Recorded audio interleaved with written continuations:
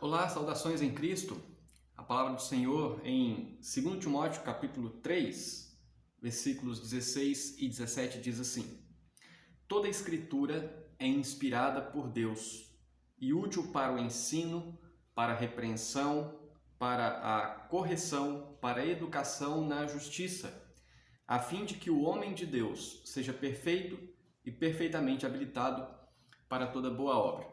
É maravilhoso sabermos que Deus nos deixou um manual de vida. Deus nos deixou um manual de instruções sobre como nós devemos viver em relação a Deus, mas também como nós devemos viver em relação ao próximo, em relação a tudo que existe ao nosso redor. Nós não estamos no escuro, nós não estamos sem direção. Aquele que vive para Deus e reconhece que Deus é o Senhor da sua vida, ele reconhece também que a Escritura, a Bíblia, é aquilo que Deus deixou para reger, para direcionar, para dirigir a vida dos seus servos.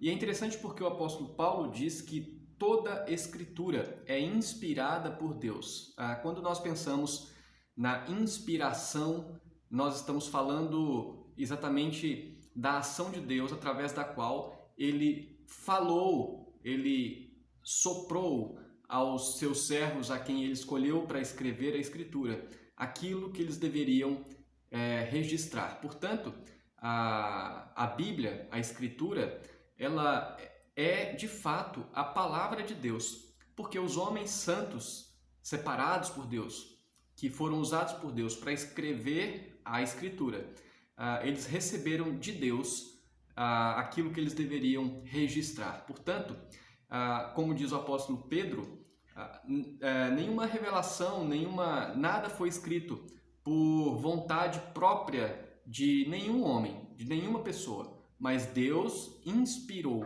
Deus falou, né? Deus revelou e Deus usou estes homens para que aquilo que fosse escrito de fato da parte de Deus. Então, a Escritura é inspirada por Deus.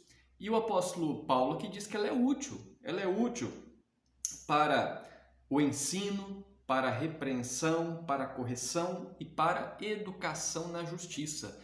Se nós queremos saber o caminho da justiça, o caminho correto, o caminho que de fato conduz àquilo que agrada a Deus, o caminho nos é mostrado na Escritura, o caminho nos é mostrado na Palavra de Deus. E assim então, ele diz que nós somos repreendidos, educados, ensinados pela Escritura para que o homem de Deus seja perfeito, perfeitamente habilitado para toda boa obra. Então, a Palavra de Deus é o manual, é o instrumento, é aquilo que nós temos como diretriz, é o que direciona a nossa vida, os nossos passos, para que tudo aconteça na nossa vida segundo os propósitos de Deus, segundo os caminhos retos do nosso Deus.